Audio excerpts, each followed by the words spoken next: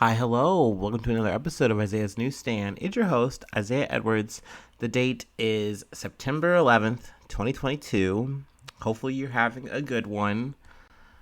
Let's see. I guess we should just get out of the way. Hopefully, you didn't forget. Never forget, of course. It was 9/11, the day. I know. I shouldn't be an asshole. Obviously, it is a really, hard time for the families involved. It definitely sucks. I think the best thing to kind of take away is to always remember that life is a really precious thing, and it can just be taken away from you any given moment, and you should really enjoy it, really celebrate it, and do the most that you can to be happy, and hopefully make the people around you happy. So that's what I'm gonna say to that, and hopefully try to be as positive as I can and not be as much of an asshole. Let's see. Thank you, computer, for giving me a stupid notification. I'm just trying to do a podcast over here. Let's see. We can talk about me some more. Yeah, why not? Huh? My name is on the podcast. Food corner. I got a good food corner for you. I went out and got some foods. Yes, yes. I went to Crumble Cookie for the first time. We gotta talk about it. We gotta get into it. I don't know. Overall, really good cookies. I want to preface that, start there. I will say, though, I don't necessarily love the rollout of their cookies. And what I mean by that is, I guess they have cookies of the week, right? I guess they have like certain basics, like your chocolate chip. I think they have maybe like a pink one or something like that. It's like got frost. Ooh, ooh, ooh. Man, those beer burps coming early. Sorry about that. They got like a pink iced sugar cookie thing, maybe, I don't know. But for me, I got the iced oatmeal cookie and a chocolate chip cookie. I kept it really basic. But they had a signature cookie that was like French toast or whatever, and it looked really good. It looked like really nice, but because of their rollout, like they only have this cookie for so long. I guess what is it? Saturday they roll out like that, like the cookies done after that. They're like big signature cookies of the week or whatever. They're gone, and then they're gonna get another cookie. So when I went there, it was just so chaotic. Like it was just a lot of people. Now, I will say, for as many people as there were in the small little room, where you're ordering and then there's a little pickup area, they were pretty fast. It was overall like really good, service in that regard. So yeah, shout out to them for that. And the cookies were great. I didn't really feel like it was worth it. Like just the whole hassle. And then also it's expensive. Like for four cookies, it was $15. I mean, granted, these cookies are like, I don't know, like the surface area of about, I don't know, maybe like a baseball in terms of like, round around. So, I mean, they're pretty big size cookies. Also, they had a wild ass cookie there too. So I guess, yeah, there's definitely more than one cookie of the week. There's like a couple that roll in and roll out. But they had that cookie and then an everything seasoned bagel cookie. And look, I normally like to go in and if I see something that kind of catches my fancy, like, oh, that's wild, that's crazy. Like, I'm sure you guys are not surprised to be like, oh yeah, I bet Isaiah would like that cookie or like that thing. But I've kind of understood that if I'm going to a new place that I haven't been before, I kind of like to stick to like a staple thing that they make. Like, what is your most like just your steak and potatoes kind of thing. Like I just don't want something too crazy because I don't want to like get a bad first impression of this new place because I got their highest falutin thing. So I try to just get something nice. Something core. There you go. Core is I think a good one. A core food of a said restaurant, said place. But yeah, overall I mean good cookie. I it was weird, like I found myself not able to like really eat a whole one. And I don't mean that in a bad way. I just mean like it was just such a filling cookie. And it's crazy how like there's something about it to me that felt like it wasn't quite a normal cookie. Like it was dense, right? But it had like almost like a cake like vibe, but it wasn't cake. It was just a cookie, but I don't know. I could see how this could be the kind of cookie place that has people hot and cold on it. So very interesting.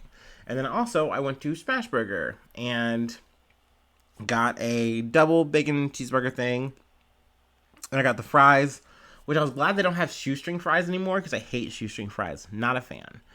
And then I also got the haystack onions, which is essentially just like onions kind of just fried real quick. They're kind of like stringy, which of course I don't like because I don't like thin little things. Literally, my fat ass is so hungry. I was like, just kind of like, they give you a little fork, but I was like, fuck it, I'm just using my hands. And I literally like nipped my own finger because I'm so fucking fat and so like rah, hungry. So that was my food corner. That was my food for this weekend. I'm sure I'm gonna cook something tonight, but nothing too wild. But yeah. So that was good. We can get into some news. Let's see. I want to start. I feel like with what I would say are kind of like the heavier news stories. That I didn't cover obviously. Last episode. I got this from Yahoo News and the Associated Press. Police arrest Memphis man in live stream shootings. 4 dead. So let's see. Ezekiel Kelly, 19 years old. He was already charged, I believe, with another attempted murder. But, he was, I guess, let out because of his age. I think he was, let's see, he's 19 now, but I think he was like 17 during, like, when that happened for the previous attempted murder. But I guess essentially he was live streaming, him just out and about, and he had a gun, and he was just shooting. I know that, let's see, 4 people were dead. Yeah, so 4 people were killed, and then 3 others were wounded. Oh, wait, no, I'm sorry. I'm combining parts of the article. My bad. But, apparently just Memphis in general has had a lot of violent activity, and so this has just kind of been something that's just like kind of took the cake. Let's see, no, 4 people were killed, and then 3 people were wounded, and it doesn't seem like there was like a motivation on any of the killings. It seemed like they were random, like he was just doing it. Let's see here, what else do I want to glean from this here. I mean, overall, it's definitely like a sad story.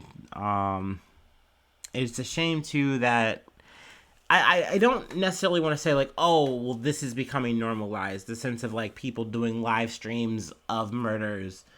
Obviously, what I think this is the second big time that it's happened. But it's just definitely a sad trend, I would say, that people are, thinking like, okay, well, this is the new envelope. Like, if I'm going to be a killer, I'm going to be a killer who, like, streams it. Like, it's social content. Which is sad, because, like, I love live streaming. It's something I literally watch every day. I love live streams. I love the idea of just being able to spend my day watching people do stuff that's cool and fun. And, it's a shame that people are taking that and warping it to darker places. Because that's not what it's about. It's not what it's for. Let's see here. Records show he pleaded guilty to aggravated assault and was sentenced in April 2021 to 3 years. Kelly was released from prison in March 11 months after he was sentenced. Let's see. Blah, blah, blah. A little bit more here. I don't know. I really don't have too much, I guess, to add here. But, obviously, wanted to kind of cover it because it was definitely big news of the week. Once again, really sad to just hear people losing their lives, and especially just the randomness of it all. Like, there's no reason. There's no rhyme about it. And, it's definitely a fucking shame. In some other news, also I got from Yahoo News and also Reuters. I guess they were the main contributor, actually where the article's from. Bed Bath & Beyond CFO plunges to death at New York's Jenga Tower. Now, this was something I had initially kind of heard, at least in terms of how bad the situation was for Bed Bath & Beyond. I actually was listening to The Journal, I want to say last week. Yeah, because this happened on last Sunday. And I was listening to The Journal earlier that week, and they were talking about what a bad position that Bed Bath & Beyond's kind of gotten themselves into. Initially, I don't know if you remember kind of the early 2000, early aughts shit, but if you were in a mall, that mall had like definitely two things that I can definitely tell you almost every mall had. Definitely had a Starbucks. That was like a main thing, of course. And then a Bed Bath and Beyond, which I always thought was kind of weird that a lot of like malls had that. Like to me, Victoria's Secret made sense. Obviously, the big department stores made sense. I'm a Hot Topic head, but I'm like, what is it about these Bed Bath and Beyonds that's so fucking cool, huh? But back then they were really making a wave. They were, I guess, selling things that were um what people wanted. But then at the same time, when I went in there, I'm like, it's just a bunch of lotions and stuff, and like you gotta have a coupon, and you ain't shit if you ain't got one. Um, I don't know. It just didn't seem that cool or that worth it. Granted, this was me as a teenager, then going into my my 20s. I just didn't see much of a purpose of this whole little establishment. But I guess more people kind of followed suit because Bed Bath & Beyond's definitely kind of taken a dive. Things have kind of changed in the company, and they've been looking for ways to kind of shake it up. And I believe in 2020, what is it? They hired Gustavo Arnal, who was 42. He was hired as their CFO, and he had done products for Avon in London, and then also had a 20-year stint with Procter and Gamble. So he kind of came in with some like fresher ideas and ways to kind of bring the company back and kind of revitalize it a bit. But it doesn't really seem like those things were kind of going well. And I believe, so last week, Bed Bath & Beyond said it would close 150 stores, cut jobs, and overhaul its merchandising strategy in an attempt to turn around its money-losing business. So that's not what you want to hear as a business. That's really bad, especially after you've gone through the trouble of trying to like remake your company. And apparently Arnaud has also had some other stuff going on. I believe he is listed as one of the defendants in a class action lawsuit from a group of shareholders who say they lost around $1.2 billion. But I guess this led to him. I mean, and that's the thing too. I don't know. It might be more motivations and things of that nature. But he leapt to his death off of New York's Tribeca skyscraper called the Jenga Tower. So, that's definitely sad news. And not just for the fact that someone, committed suicide. There's also the idea of like, you have to think about that. That's not something you've lived through. But like, suicide is a crazy thing. It's something that when you see, and sorry, I should have probably had a trigger warning for this shit, but I didn't. It is very dramatic. It's a lot. Seeing a body, hearing that, experiencing that, being in that vicinity, like that's scary. That's intense. It's something that's going to stick with you for a long time. So it's definitely sad that happened. Obviously though, someone who does scams and things of that nature against people, that's never good. It's never worth it to get to the top if you've got to eat little people along the way. Never ever. But that being said, suicide is, not a painless thing. It's definitely fucking not. So like I said, I wanted to get the heavier guts stuff out of the way, and then we can kind of talk about some lighter issues for the rest of the pod. How about that? But yeah, there's some more numbers, more stuff here if you're a Bed Bath & Beyond head. I am really not. Like I said, I was definitely more of a Hot Topic kid, and Forever 21. Actually, I don't know if I've talked about this too much, but Forever 21 was like my main mall, like job. Like that was my thing. I was actually on Facebook getting very nostalgic with some old coworkers, cause man, I would love, like, I'm not a reunion guy. Like I don't like the idea of like a high school reunion. I skip those. No, thank you. But I would definitely like to see some of my old coworkers. I don't know. I don't know if you've ever had that vibe, but I don't know. That's me this week. But let's see. I'm gonna actually a little break early here, and then we're gonna get into some more Trump shit. Actually, yeah.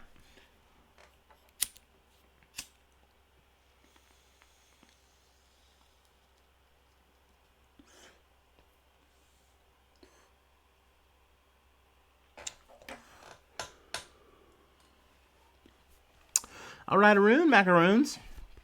Let's see. Yahoo News. Also, USA Today. Actually, this is tangent. I know behind the scenes curtain shit. I'm glad I didn't pull this directly from USA Today because then I would have gotten way more ads and this would have potentially crashed my whole goddamn shitty laptop. But anyway, Trump DOJ proposed 4 special master candidates to review documents seized at Mar-a-Lago. So it looks like I've opened a Pandora's box here.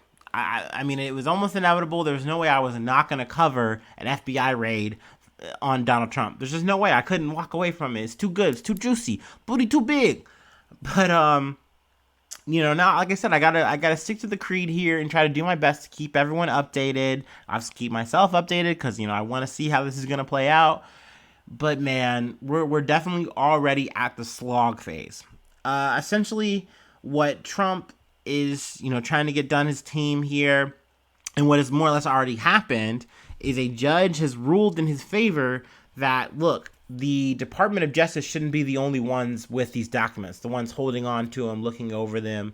Like, that's not the way that this should be. Instead, they should be granted to a special master, which is something that's very uncommon. Like, this isn't normal. But essentially, the way it works is a special master is someone who is going to be able to look over all the documents and like have a say on it. Like, well, this is okay to be investigated. I don't know. Like, this is all kind of still over my head, despite what I've read on it so far. But essentially, the Department of Justice is like, well, okay, we're definitely appealing this because there are sensitive, confidential, information here, and a special master would be able to look at that at any given. We need to have special stipulations and things of that nature, and we just don't even want to have to deal with all this. Like, we have an investigation going on, and this is classified government shit. Like, no. So they're gonna try to appeal it. Also, a special master is like an arbiter, a mediator between the two sides. So like, they're holding it as like, it's like they're like the safe neutral ground, and like therefore there's no tampering, there's no extra shit, there's something untoward. But then obviously the problem from the government's aim is they're like, look, we need these documents, there's things that we need to cross-reference and all these kind of things, and we need to look over it, and even potentially like there might be evidence on the documents, like we need to check this for like fingerprints to see who's touched it, or maybe who hasn't touched it, we don't know. Like, so there's all these kind of things that are going in and out, but essentially it's kind of boiled down to, well, as it stands, we have to appoint a special master. Who's it going to be? And the government has put up 2 nominees, as well as Trump's side, who's put up 2 nominees. From the government side, it is Barbara Jones, a former federal judge in Manhattan who served in a similar special master's role in federal investigations for Rudy Giuliani and Michael Cohen. And then also Thomas Griffith, a retired federal appeals court judge for the District of Columbia Circuit. Now, Trump has proposed, or Trump's lawyers, let's say. Anytime I'm saying Trump here, just know it's not necessarily from Trump's mouth, but it's like Trump team. Let's see, there was Raymond J. Deary, the former chief federal judge in Brooklyn, New York, who served on a secret foreign intelligence surveillance circuit, and Paul Huck Jr., a former deputy attorney general in Florida. So those are the 4. Now, both sides are pretty much like, nah, we don't like that. Fuck that. No thanks. So, I mean, it's definitely going to take some time to kind of get to the bottom of it. The government wants this wrapped up by the 17th. Trump team is saying it could take as long as like 90 days to get this all kind of worked out. And that's just this part. So, I mean, that's the thing here. At the very least, Trump is already winning here because he's making this go longer. Like, he's gumming up the works. And, like, that is really the Trump legal strategy here, is to just be so wiggly that you just exhaust all reason. And then you're really hoping that, hell, everything is dragged out long enough that you become president again, and then guess what? You can't fucking touch me on this bullshit, and we'll talk about it later. So, I mean, we'll definitely see here if there's anything to it. Obviously, the appeals got to go through and all that kind of shit. I don't really necessarily feel, though, like this is super big news. But like I said, I've opened the box. I feel like, hey, we definitely need to talk about the big stuff that has to pertain to this, this information, this Mar-a-Lago fiasco. So, I'll try to do my best with it, guys. Bear with me, of course. Let's see. Keeping it Team Trump, though. Got this from ABC News. Former Trump advisor Steve Bannon pleads not guilty to defrauding border wall donors. So, our main man, Mr. Bannon, is back at it again. Back in the headlines. Can't stay away. This time it's not about, January 6th shit. It's another thing. And essentially something that maybe some people thought was already kind of cut and dry old news. Something he was actually pardoned for. But essentially, he had come up with a We Build the Wall. I'm going to call it a scheme. I know that's alleged for sure. But, essentially the play was here, the grift, if you will. He is talking to, Trump constituents, fellow Republicans, if you will. And he's telling him, like, look, guys, we need to build this wall. And if we build this wall, we're going to keep out, the illegals. We're going to keep out the legal immigrants. And, this was a big, big fucking deal. And I guess it still is. We're still talking about it in goddamn 2022. Which is crazy because, if you actually look at it, Biden is not doing a fucking bad job here at quote unquote keeping out illegal immigrants. Obviously, you're going to have an influx of them. Like, there's more migrants and stuff, and it's still an issue, obviously, where, Greg Abbott's putting them on buses or whatever. But it's not that it's not that Joe Biden isn't trying. He's definitely trying his damnedest. It's just not with a fucking wall, which people have clearly shown that they can go above, over, and around, or fucking through even. It doesn't matter. It's a wall, guys. Like, a wall in this day and age. Just be real, be practical, please. Please be practical. But they weren't, and they believed Steve Bannon and the gang when they said, hey, we're going to invest in this project ourselves and fund the wall, and we're going to build it, and we're going to keep them out. Fucking no, it's so silly. But more or less, this was just a grift. These people, all the people involved were supposed to obviously use this money to fund a wall. Instead, they just made their pockets fatter. Let's see here. I think there are some numbers here.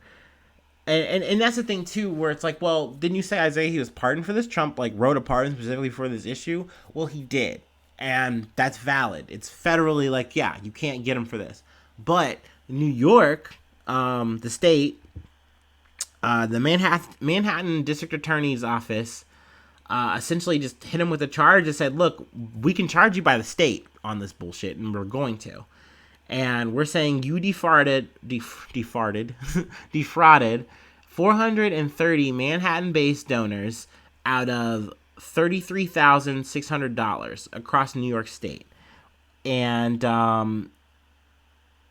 that's enough. That's all we need.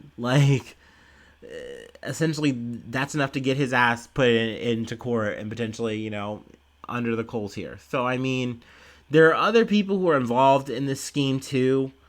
Let's see. There's the campaign president, who is Brian Kofflage. He received a salary of $250,000 that was secretly funneled to him by Bannon. Let's see. And I think there's another guy too. Andrew Baldolato? Yes, there we go. Um, let's see. He pleaded guilty in April in connection to the We Build a Wall thing.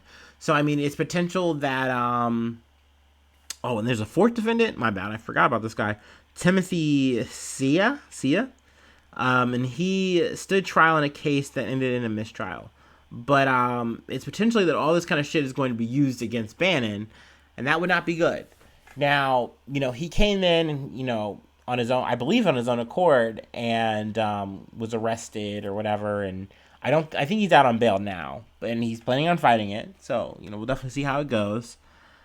But I mean, hell yeah, I like the way New York is really treating Team Trump. Honestly, I'm sure people are like, oh yeah, they're just doing the Democratic agenda, but it's like no, like, excuse me.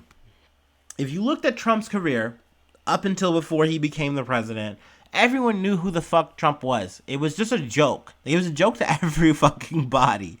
Until he actually made serious the whole joke of like, oh, I think I could actually become a president. We all knew him as what he was. Like, were you going to go to Trump University? Was that who you were going to send your fucking kids to? Like, no, dude. Like, this is a fucking hustle. It's a grift. And all the people who associate with this man are grifters. Like, easy peasy lemon fucking squeezy. But I like that, Letitia James, just the attorneys coming out of out of Manhattan. They ain't playing no games. They're like, look, dude, we know you're a fucking criminal. You've been in our goddamn city, our goddamn state for a long ass time, and we're coming for you on this shit. We ain't fucking forget. So I like that. I like the energy. Keep it up, I say. I would like to see how these things all shake out for Bannon, for Trump, all the above. But last but not least, we're actually going to go up in smoke. So we're keeping it ABC News here. Juul agrees to pay $438.5 million in a settlement over marketing to teens. So, hold up. Let me hit it. Not my Juul per se. Obviously, you hear the, that's no button press, baby. Well, I guess technically I do press a button, but there's other processes. Yeah.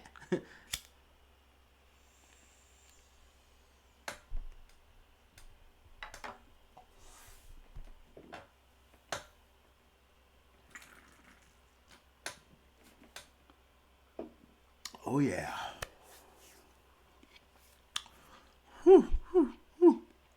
Gotta finish strong, baby.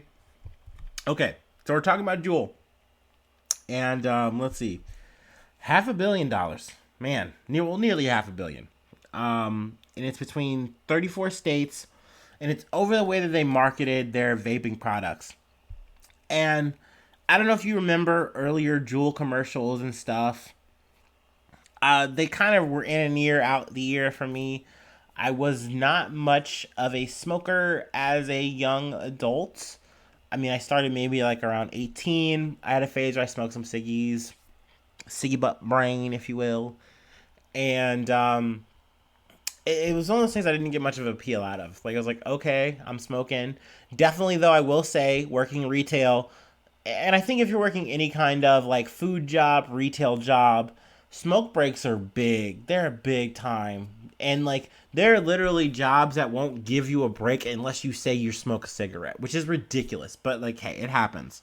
But for me, smoke ciggies, never really got into the e-cart thing, like the e-vaping thing. No, it wasn't for me. I never really needed the extra weird flavors.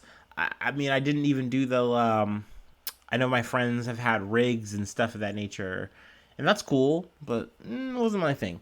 But, Juul had a big wave, and, on paper, they're they say, hey, we aren't selling to children, look, like, we aren't doing that, but I definitely remember the campaign that they were trying to make Juul act like it was, like, something that was supposed to get you off of smoking, which is not true.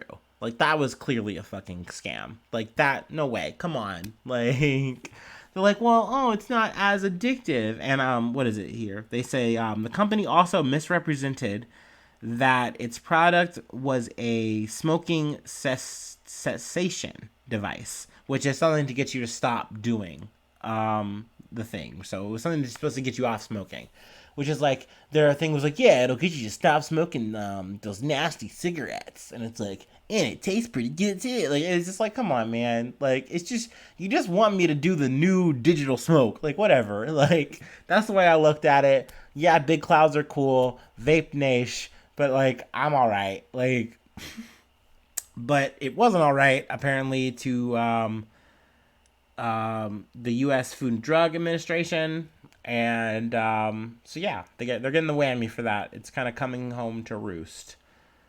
Let's see here. Yeah, I mean, I think it really, and I don't know if you've noticed this too, but a lot of the truth commercials have shifted from the focus being on cigarettes, and now it's like focusing on the harms of vaping. I know I've seen like some commercials on the girl who lost her vape and then she can't get on the bus anymore.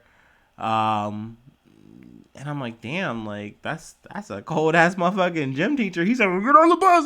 You go, I'm leaving y'all, motherfuckers. I just could like, wait, motherfucker, don't you gotta do a head count? I thought that's how schools work. Then there is another commercial I saw about vaping. They have this kid. I guess he's like a little photographer, a little shutterbug, and he's talking about like how he liked to smoke or liked to vape to like feel cool, and but then he couldn't feel cool or calm or whatever without it. And he was like, I was stuck in the vape. That's when the vaping cycle started. I was like, okay, I don't know. I know I'm like kind of downtrodden, but these things always just sound corny, and I'm like, whatever. But definitely though, you definitely don't want to sell these things to kids. I know they've also talked too about how the packaging was a bad thing because it just looked like it was appealing, like. And it's like, well, that I understand, right? Like, you want to make these things look and taste good, right? That's kind of the point. But I guess the idea is like it's too attractive to children. So that's the thing. I don't know. I don't have kids, so that doesn't get triggered in me, and that kind of goes over my head. But that's what I got for the day. That's the podcast. That's the news, if you will. I'm sure there's obviously tons of other stuff going on there, but that's what I wanted to cover. That's what I got. Quick shill, real quick. Patreon.com/Isaiah News. Every $5 donation is super sweet, super great. I love it. Gets you a little package deal, gets you Discord access, gets you a shout out once a month on the pod. Also, if you want me to talk or cover some news specifics, I can get into that. I like doing that. There's a free way to hit me up too. Let's see. IsaiahNews1@gmail.com. I think that works. I'm pretty sure that's the one. And if not, you can always hop in my DM and get parasocial, or just be my normal friend because we're probably friends. We're probably friends already. And I love talking. I love gabbing. I love talking about the news. I love talking to you. So feel free to do that. And hopefully you have a great week. Hopefully things go your way. And hopefully I see you soon for some more good news. I love ya. Bye-bye. Mwah.